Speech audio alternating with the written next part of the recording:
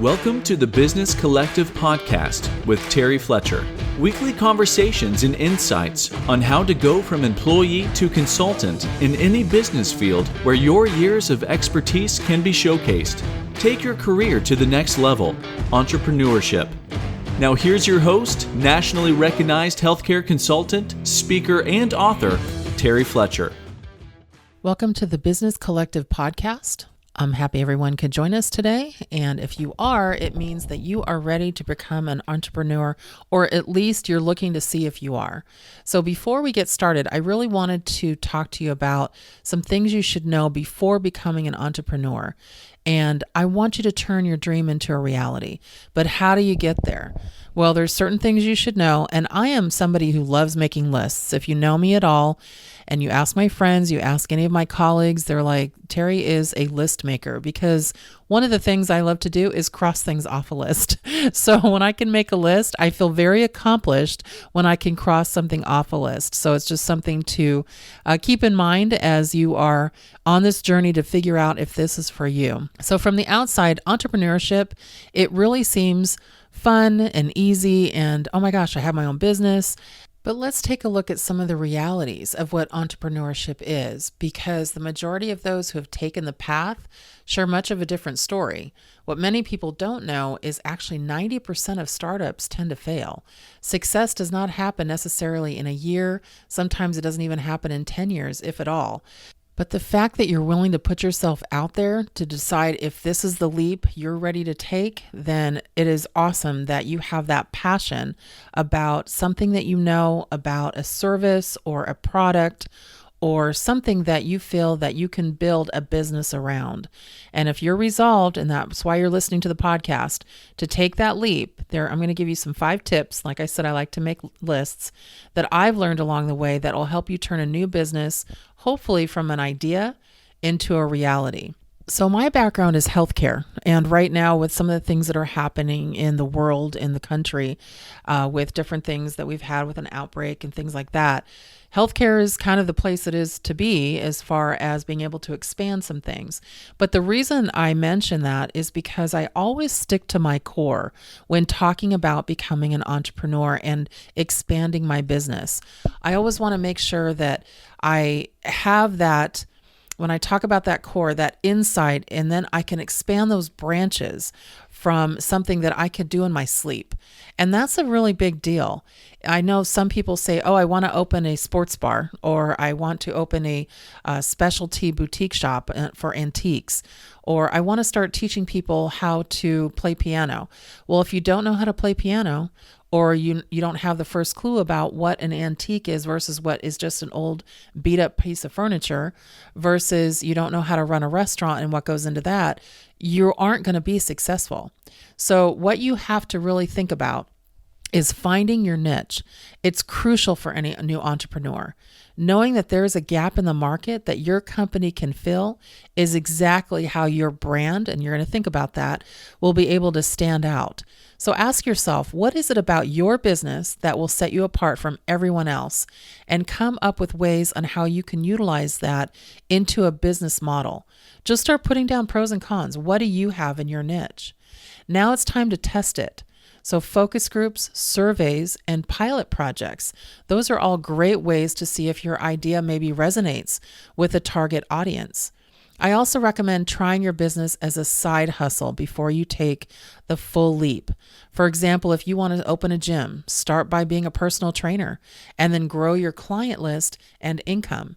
It can help to mitigate the financial risk while also building a name for your brand. I actually did that. And also, having a partner or a husband or a wife that can help you, making sure that they've got your insurance coverage, or they have a little bit of a financial support in the background, just in case you have lean years or your startup is tough, but you need to have an income coming in.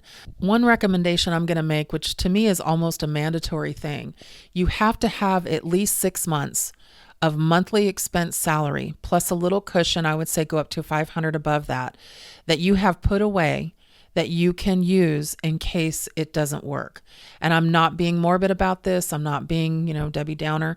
I'm just saying that you have to make sure that you've got a backup plan.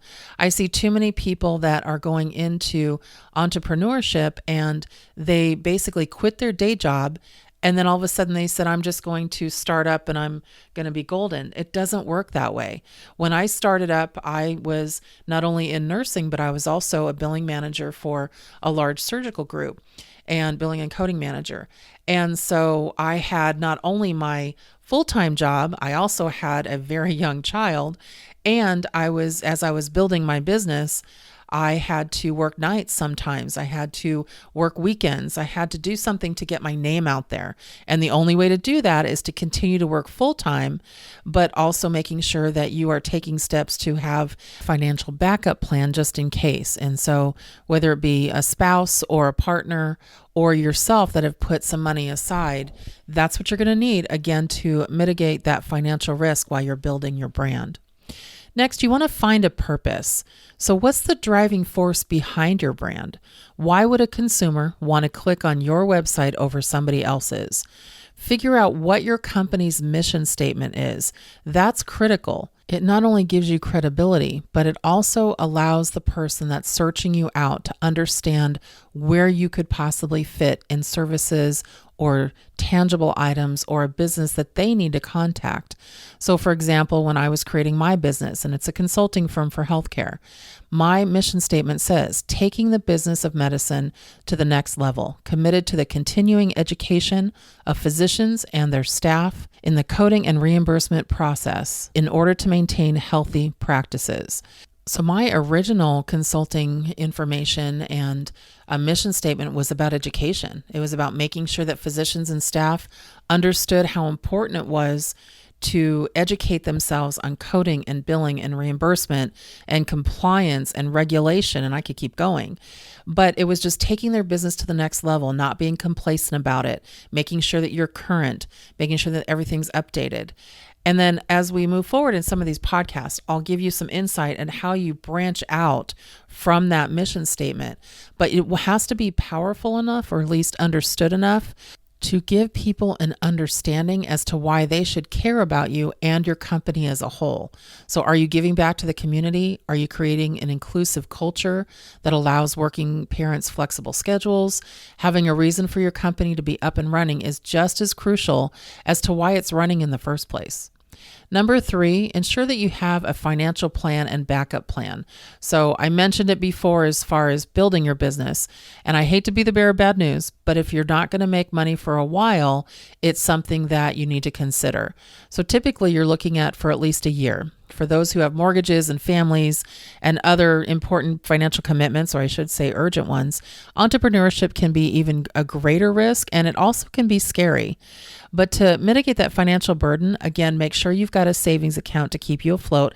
I would say 6 months, and then increase that by $500 a month. Additionally, having a backup plan for yourself is just as important.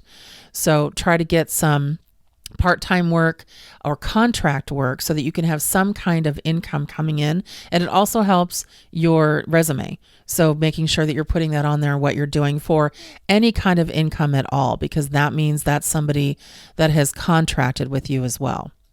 Number 4 is set realistic goals. So what is your 6-month, 1-year, or 20-year plan? If you want to grow and scale your company, you have to think short-term and long-term. So now make a critical path on how you're going to achieve these pillars.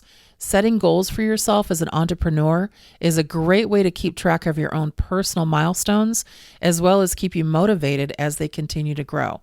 One thing that I know that, I don't know if men do this, but I know a lot of women do this, they do vision boards. And they basically cut out photos and little messages and things, and they have it on actually a board, kind of a cardboard cutout, where they can see what's in front of them. I know some I've heard of some, young women doing this just to vision what's going to happen when they finally get married one day. But I started seeing a lot of business women doing this and being able to see what's in front of them as far as just it's a vision board. What can I see? Where do I want to be? And that can be very helpful to you in your personal milestones, in your goals, if that's something that you want to see yourself kind of, if you could picture yourself in that area, do something that you have a board that says 6 months, 1 year, 5 years. That's always a good place to start. You could do 6 months, 1 year, 2 years if you want to do it in smaller increments, but you have to have a plan. There has to be a plan somewhere. And at what point are you going to say, okay, I don't want to say it's not working, but I need to maybe change direction to make it work or to breathe new life into the business? And then number 5, and this is a big one, believe in yourself. Having a strong support system around you is definitely an asset, but having your own inner motivational drive, that's really what's going to push you to continue achieving success. No matter how many pitfalls you may encounter, and trust me, your first couple of months or years definitely won't be easy. But believing in yourself and knowing that your company has the potential for bigger and better things is what will continuously launch your business to new heights time and time again. Just make sure that you have that gumption, you have that inner want to take it to the next level. If you don't have that and you expect it to come to you, you're probably not ready for entrepreneurship. And I wanted to put that out there as well. This is for people who are trying to decide if they're ready. So the podcasts are going to be those insights to let you kind of test your waters, test your mindset, determine if you are ready. Some of you aren't, some of you are more than ready, some of you have been ready. And so you'll know as we go through some of the discussions and I talk to you about what you can do to continue to build that business and become that entrepreneur and have that success like I've had and continue to have. And what's really nice about entrepreneurship, and I've dealt with this, I've been in business for myself over 30 years, 31 to be exact. And what I really like seeing is when you get that second act, those first years are a little bit lean and then all of a sudden you build momentum and your business will go in fluctuations.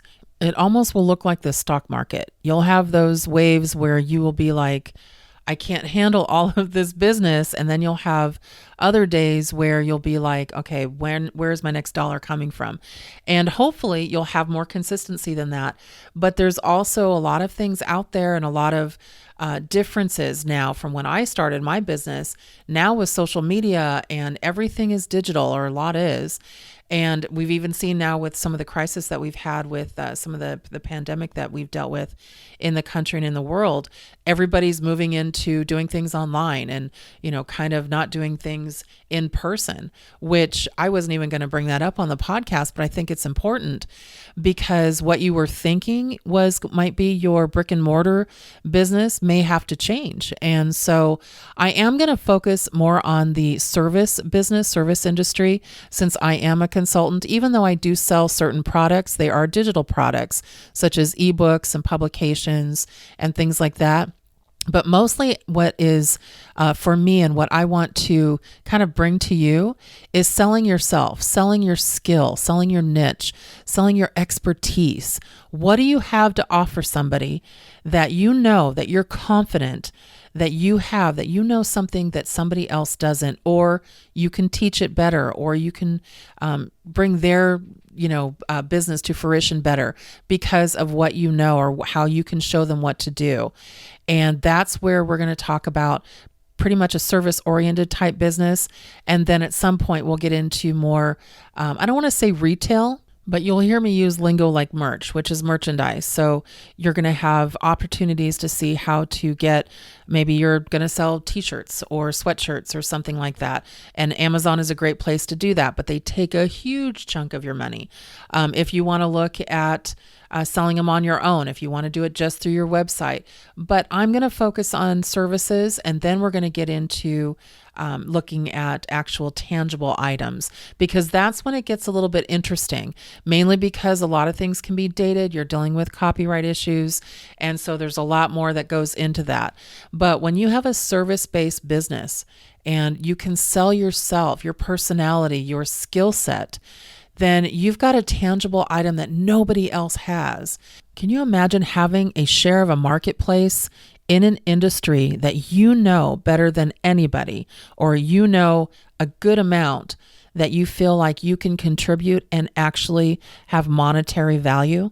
That is what the Business Collective podcast is going to do. It's going to show you how to go from employee, where you're doing all this work for somebody else, to entrepreneur, where now you're getting paid for your business, your livelihood, and hopefully leaving a legacy or something for your kids in the future. So we're going to continue the discussion. I appreciate everyone tuning in this week, and thank you for listening to the Business Collective podcast. Until next time.